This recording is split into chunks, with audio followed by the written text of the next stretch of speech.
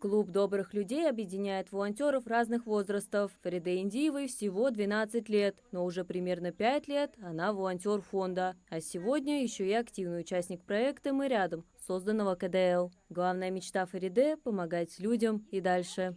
Я очень сильно хочу помогать тем людям, которым не хватает поддержки, еды, воды, которые живут одни, без родственников, без детей, которые их оставили.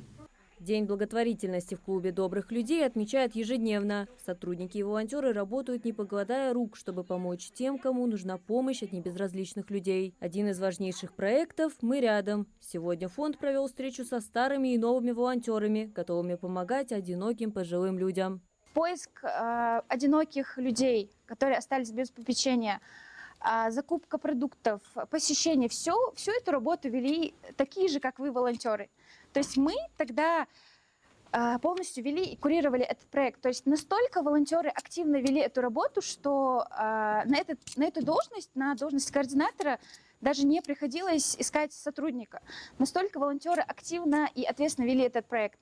Сейчас на попечении фонда находится 49 пожилых людей. Когда проект только начинал работу в 2018 году, волонтеры помогали лишь нескольким нуждающимся. Главная цель – профилактика одиночества и общения. Но и этим все не ограничивается. Мы в рамках этого проекта не просто приезжаем в гости к нашим одиноким бабушкам и дедушкам, но и помогаем им с приобретением продуктов, уборкой в доме, какими-то ремонтными работами. Это на самом деле очень важный, мне кажется, проект, который не просто помогает, но и наполняет каждого из нас какими-то положительными чувствами, которые мы и дальше несем в мир.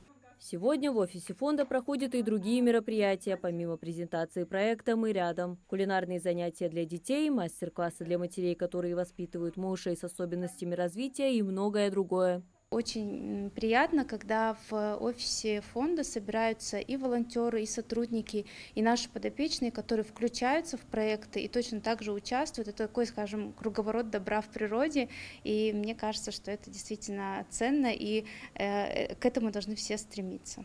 Деятельностью фонда «Клуб добрых людей» благотворительность в Ингушетии не ограничивается. В республике уделяют большое внимание оказанию помощи тем, кто в ней нуждается больше всего. К примеру, в конце 2023 года жители региона собрали десятки тонн гуманитарной помощи для жителей Палестины. Власти региона организовали передачу собранного груза, который вошел в состав российского гуманитарного конвоя. Эта работа продолжается. Регион принял беженцев из сектора Газа. Глава Ингушетии Махмуд Али Калиматов на личном контроле держал вопрос удовлетворения всех нужд вынужденных переселенцев. Президент Владимир Ильич Путин, когда он сказал, и прям сказал, надо помочь, все откликнулись. Вся Россия откликнулась. Но мне важно, и нам здесь живущим, что мы вот настолько боль эту приняли.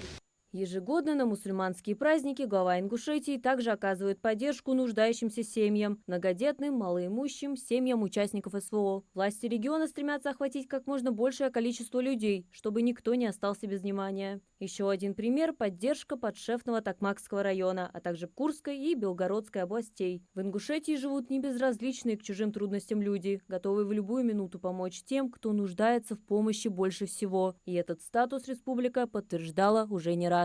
Марьям Акиева, Сулейман Костоев, Магаз, 24.